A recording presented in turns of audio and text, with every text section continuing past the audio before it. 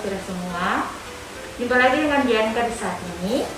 Kali ini telah hadir bersama kita dengan Kepala SLB Negeri Kota Ambon. Selamat siang Ibu, apa kabar hari ini? Salam sehat untuk kita semua Ibu. Sebelum kita lanjut dengan bincang-bincang yang nanti Dianka akan tanyakan kepada Ibu, boleh memperkenalkan nama Ibu? Silakan Ibu. Nama saya Endah Pertiwi, SPD MSI. Saya Kepala Sekolah SLB Negeri Kota Ambon. Jadi biasa disapa Ibu? Biasa disapa Ibu Endah. Sebelum kita lanjut di saat ini pada pertanyaan yang pertama yang Dianka akan berikan kepada Ibu, apa visi dan misi sekolah dan tujuan dari sekolah SLB Negeri Kota Ambon ini? Isinya terutama itu terwujudnya anak berkebutuhan khusus yang beriman, cerdas, terampil, mandiri, dan asri. Tujuannya pertama memang kita harus mengarahkan warga sekolah untuk beriman, bertakwa. Lalu untuk anak-anak terkhusus juga dalam pengetahuan mereka juga bisa mandiri dan mereka juga bisa mengikuti seperti anak reguler tentang pengetahuan IT. Dan Potong juga tujuan untuk Potong punya kepedulian lingkungan untuk Potong menjadi sekolah inklusif juga, menerima apa yang ada di dalam Potong punya kelemahan, kelebihan, dan lain sebagainya. Demikian juga Potong punya prestasi-prestasi, tujuannya walaupun anak-anak ini berkebutuhan khusus, tetapi mereka juga harus seperti anak lain untuk berprestasi, baik itu secara akademis maupun secara non-akademis. Baik, Ibu. Dari visi dan misi tujuan tersebut, berapa jumlah pendidik atau guru dan tata usaha di sekolah SLB ini? Iya, kalau untuk jumlah pendidiknya 26 orang, kalau untuk pegawai cuma 2 orang, jadi semua 28 orang. Dan kalau jumlah siswa ini untuk Jumlah siswa untuk keseluruhan 116 orang itu SDLB, SMPLB, dan SMALB. Seperti yang kita tahu, jenis kekhususan yang ada di sekolah luar biasa ini ada tunanetra, tunarungu, tunagrafita, tunadaksa, dan autis. Kalau di sekolah luar biasa Negeri Kota Ambon ini, di semua jenis kekhususan itu ada di sini atau cuma yang tertentu saja? Kalau kita di SLB Negeri Kota Ambon ini semuanya ada, semua jurusan ada di sini. Down syndrome juga ada. Iya. Jadi dulu kan Down syndrome itu masuk dalam kategori anak tunagrahita, tetapi sekarang Down syndrome sudah disendirikan. Jadi jurusan P itu jurusan Down syndrome. Kalau dengan itu jenis kurikulum apa saja yang dipakai untuk pembelajaran gitu? Iya, atau kurikulum yang semasa pandemi ini pakai kurikulum kedaruratan dan kurikulum 2013. Kurikulum 2013 ini kan untuk anak-anak SLB itu kan kekhususannya ada. Jadi mereka dalam keterbatasan itu pakai 2013. Lalu ada misalnya kayak anak tunanetra, tunarungu, tunadaksa, mereka kan juga akhirnya normal. Akhirnya kita memakai 2 kurikulum 2013 yang dipakai untuk PLB atau SLB dan umum untuk reguler. Nah, mereka ini nanti bisa meneruskan ke jenjang yang lebih lanjut sampai ke perguruan tinggi. Iya, kebetulan itu anak-anak juga kan ada yang sudah kuliah di Unpati. Iya, nah di situ anak tunarungu bicara, dia sudah semester akhir, itu jurusan PLS, dan anak tunalaras, dia di hukum, sudah skripsi. Dari kurikulum tersebut itu ada metode-metode pembelajaran yang khusus untuk Iya, kalau metode pembelajaran untuk anak-anak berkebutuhan khusus itu kan ada komunikasi itu terkhusus untuk anak-anak tunarungu bicara kan, mereka kan mesti perlu artikulasi. Demikian juga anak-anak tunagrahita juga, mereka juga kan mengalami keterlambatan dalam berbicara, lalu instruksi langsung, lalu metode pembelajaran kooperatif, berarti metode pembelajaran yang menyenangkan, sama seperti di sekolah reguler kan, pakem itu juga ada. Lalu ada yang sedikit berbeda, itu metode pembelajaran PROM. Itu untuk anak-anak, terkhususkan anak-anak. Ini kan banyak kendala, banyak kesulitan-kesulitan, misalnya contoh anak autis. Metode pembelajaran anak autis itu kan ada banyak. Tapi kita pakai metode ABA. Di situ ada guru, ada PROM itu membantu untuk mengarahkan dia. Jadi sebenarnya untuk anak autis itu metode pembelajarannya anak satu, tapi yang mendampingi itu dua, satu PROM dan satu gurunya gitu. Kalau metode pembelajaran untuk anak berkebutuhan khusus tunanetra itu itu memakai papan baca atau metode-metode yang lain seperti ringlet itu untuk mereka. Ya, tunanetra itu kan dibagi dua. Iya. Tunanetra yang buta total dan low vision. Kalau yang buta total itu memakai braille. Otomatis ada papan baca tetapi braille.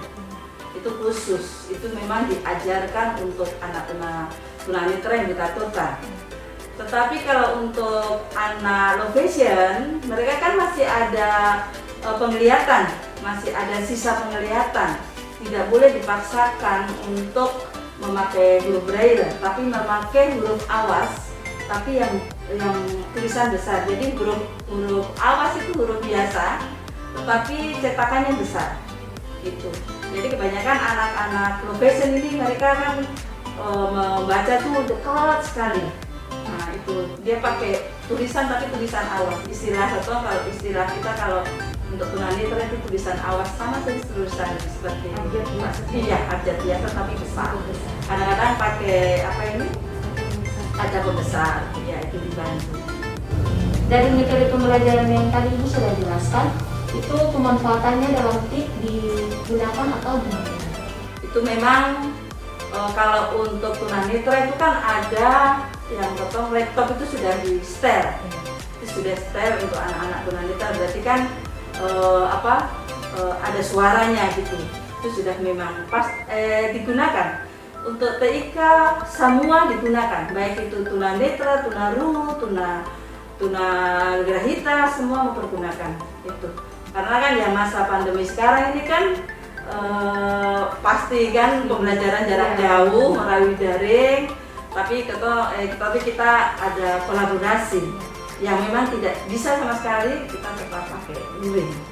Nah, nanti kita memvisit, kita memberikan tugas gitu, tapi kita dipantau melalui telepon dan lain-lain gitu. Kalau pada masa pandemi ini Bu, kalau pembelajaran daring dan luring itu untuk jenis kebukusan yang apa saja yang di untuk daring luring ini untuk pandemi ini daring sebenarnya bisa untuk semua kebutuhan bisa, cuma dalam program-program khusus mereka sangat kesulitan. Contoh kayak autis tidak bisa kita daring begitu saja. Kebanyakan kita luring, tapi juga kan kalau ini juga kan pengaruh dia punya resikonya kan ada. Jadi memang nanti dibantu oleh orang tua. Jadi kalau untuk daring itu memang sebenarnya semua bisa, cuma yang kesulitan di anak tunanetra. Tunanetra bisa, tetapi hanya lewat telepon. Tetapi bisa kalau untuk tunanetra. Tapi yang low vision juga bisa. Sebenarnya bisa. pada saat pandemi ini? Iya, masa pandemi ini. Tapi kebanyakan mereka luring. Iya, karena pertama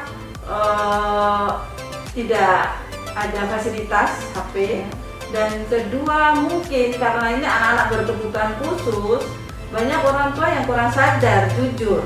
Mereka lebih memfokuskan kepada anak-anak mereka yang normal. Ya akhirnya kita mengalah ya sudah, kita secara luring, tapi dengan prokes yang ada. Iya mesti jelas itu. Iya Bu, kalau di sini ada jenis-jenis keterampilan apa saja yang siswa atau guru sudah buat untuk pengembangan sekolah luar biasa ini? Iya, di sini kita jelaskan dulu untuk kurikulum SMA LB. Itu kan sekarang itu malah 70% ke keterampilan. Tetapi yang mereka yang berkebutuhan khusus yang IQ-nya di bawah normal, jadi benar-benar dia SLB. Nah itu kita arahkan ke keterampilan karena memang itu sudah struktur kurikulum untuk SLB itu 70% keterampilan. Jadi di sini keterampilan kita tidak paksa anak-anak. Kita melihat mereka punya bakat dan minat. Karena kalau paksa juga nanti hasilnya tidak bagus. Karena untuk keterampilan ini bukan sekedar hanya mereka untuk bahwa dia bisa, tapi kita berkeinginan nanti keluar dari sini dia bisa mengembangkan sendiri gitu. Jadi keterampilan di sini nih ada keterampilan menjahit, ada tata boga, ada kerajinan tangan dan hantaran, ada membatik yang sekarang ini mau mulai menjajak, bukan menjajak sih, sudah mulai tapi belum sebagus dia. Terus kerajinan tenun yang sekarang kita kembangkan ini untuk tata boga. Tata boga itu kita sudah memproduksi sambal ikan dulu sama jus pala. Jus pala itu memang sambal ikan dulu, jus pala, lalu kue-kue kering itu memang kita sudah ada nomor balai kesehatan itu sudah ada. Lalu yang paling penting merek halal, sertifikat halal sudah keluar, jadi sudah ada sertifikat halalnya yang sekarang kita perjuangkan ini untuk merek. Ya, mereknya sudah diajukan, cuma tunggu 6 bulan ini ada yang memblokir, ada yang minta mungkin mereka sudah memakai duluan, jadi kita punya merek ini Amanisa. Iya, merek dagangnya Amanisa. Dan kita pun hasil ini juga sudah kita kembangkan. Jadi ini karena pandemi, kita sudah taruh di toko-toko itu ya untuk penjualan itu, dan kita sudah kasih masuk di Tokopedia. Di Tokopedia. Iya. Dan puji Tuhan karena kita punya keterampilan kecakapan hidup, tahun 2019 tuh kita mendapat juara 1 tingkat nasional di Bogor. Itu kita mempresentasikan yang produk ini yang halal cuma kita Maluku dari 34 provinsi. Itu yang boleh kita banggakan. Dan dari MUI juga datang itu, mereka pertama tidak percaya bahwa itu anak-anak yang membuat. Ketika dari tim MUI datang, dia mengawali 2 hari dari awal sampai selesai, akhirnya mereka mengaku itu. Bisa sekali Bu. Dan dari keterampilan itu ada prestasi siswa yang diraih di tingkat provinsi atau tingkat nasional Bu? Iya, kalau tingkat provinsi itu keterampilan hampir setiap tahun. Iya, setiap tahun tuh keterampilan itu pasti dapat. Lalu kalau untuk tingkat nasional itu pernah juara 2 hantaran, kerajinan hantaran juara 2. Lalu juara 3 juga kerajinan hantaran. Lalu 10 besar tata boga, itu pembuatan kue ulang tahun itu ketika itu lomba di NTT itu dapat 10 besar. Dan ada beberapa juara-juara yang boleh membanggakan, betul. Iya, mereka berkebutuhan khusus ya Ibu? Iya, walaupun mereka berkebutuhan khusus, hampir setiap tahun kita ini mendapat juara tingkat nasional, kompetisi tingkat nasional. Mungkin karena pandemi ini yang kita sedikit vakum. Ya. Tapi yang terakhir 2019 itu juara 1 itu kecakapan hidup, keterampilan.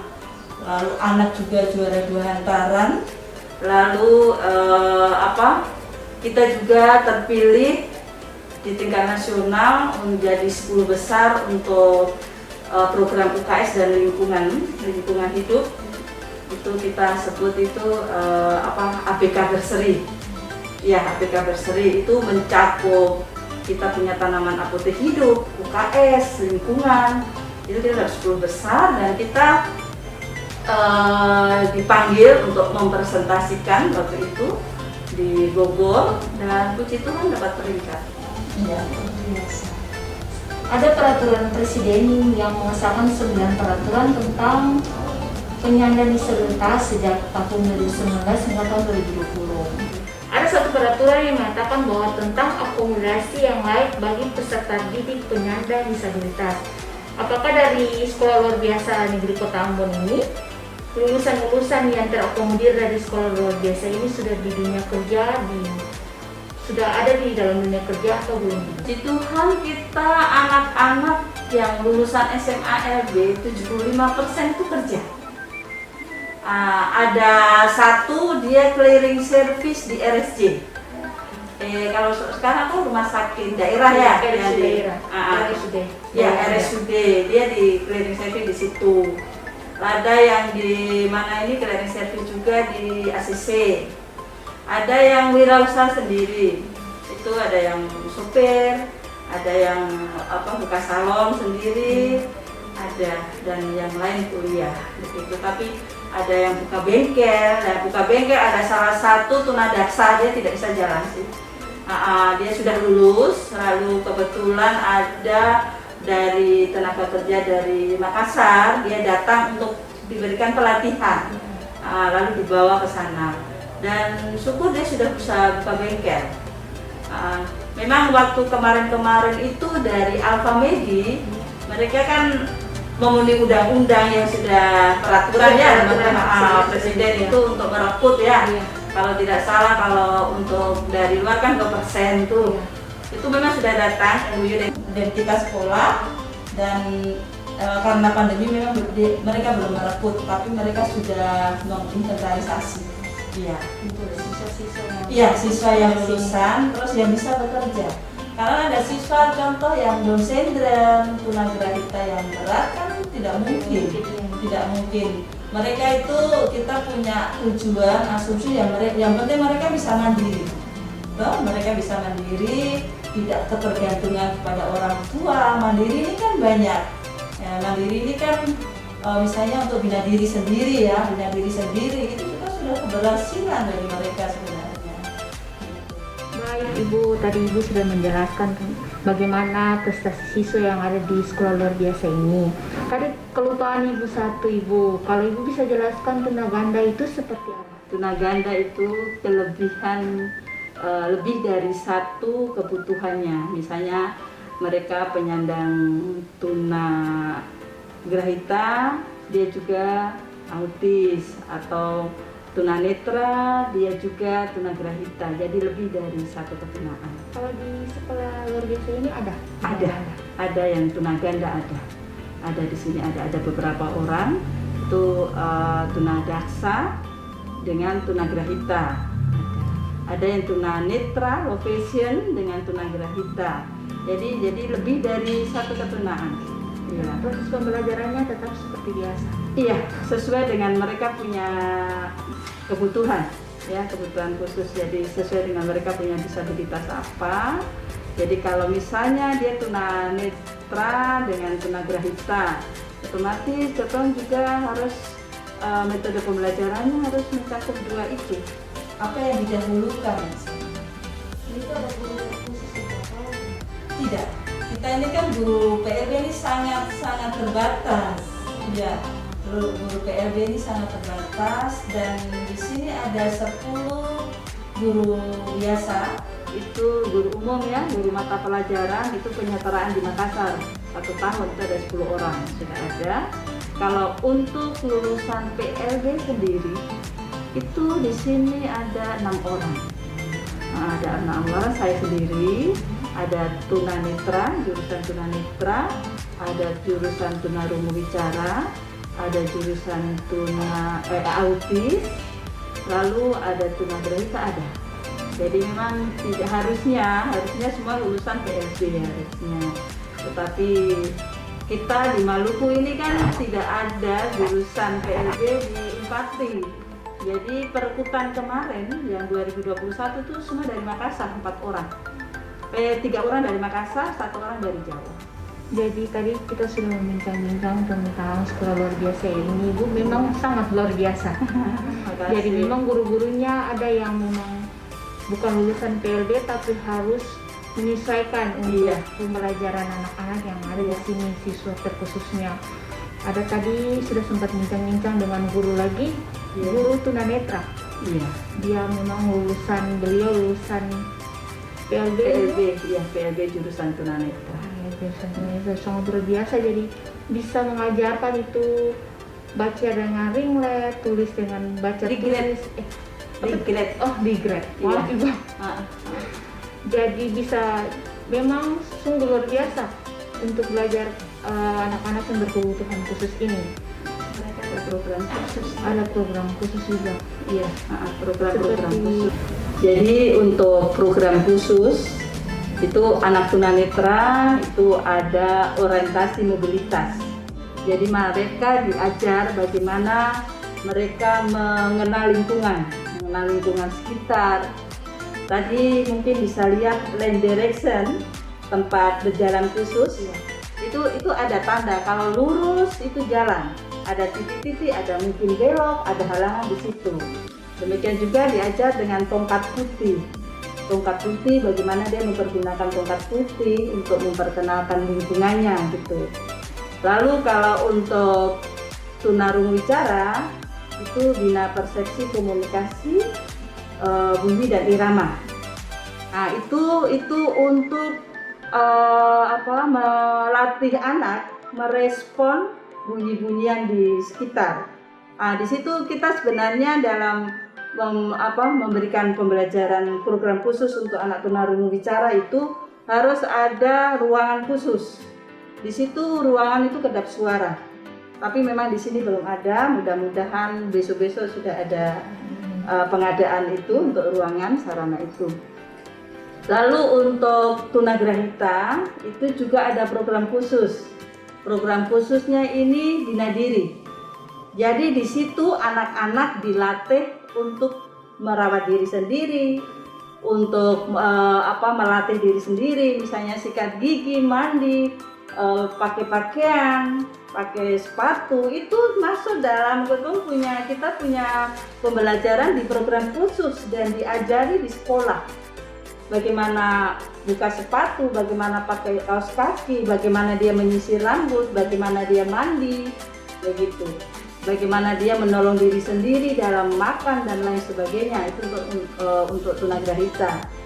Lalu program khusus untuk tunadaksa itu kita memberikan pembelajaran bina gerak.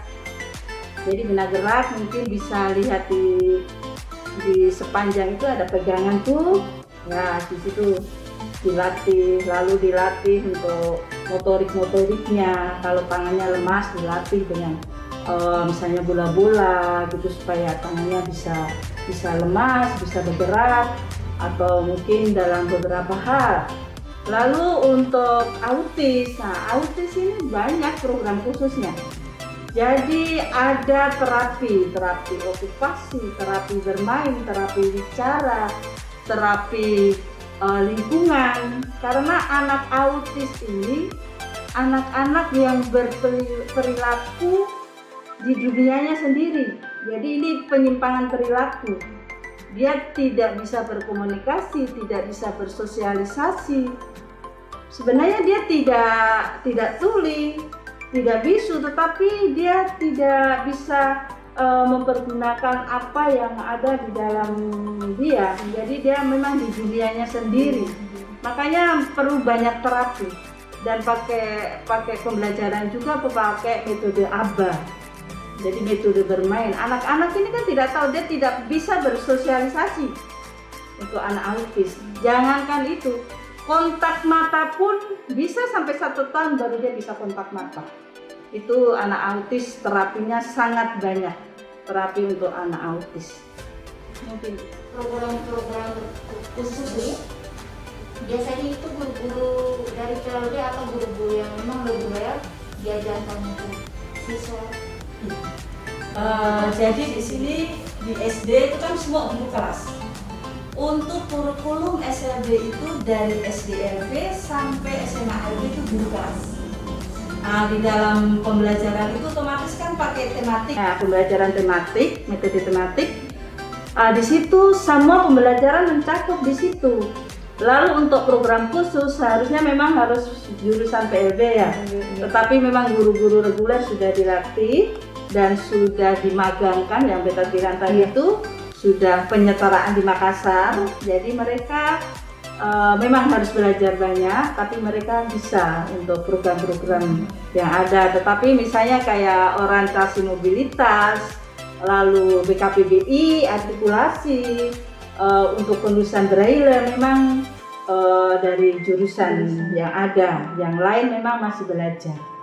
Ibu sangat luar biasa sekali guru-guru di sini, siswa maupun kepala sekolahnya juga.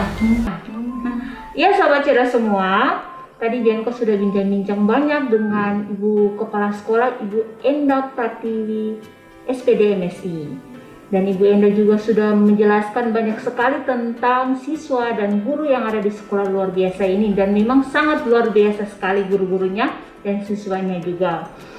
Bianca akan tutup wawancara saat ini dengan satu motivasi bagi kita semua sahabat cerdas. Pendidikan bagi siswa yang punya kebutuhan khusus, ketika orang lain meragukan kita, yang harus kita lakukan adalah percaya pada diri sendiri dan buktikan kemampuan kita. Ya Ibu Enda, terima kasih untuk waktunya yang sudah disediakan bagi kami untuk mewawancarai Ibu Enda dalam di sekolah luar biasa ini. Terima kasih untuk waktunya Ibu Enda. Dan sahabat cerdas semua, salam maluku cerdas, salam sehat untuk kita semua dan awato.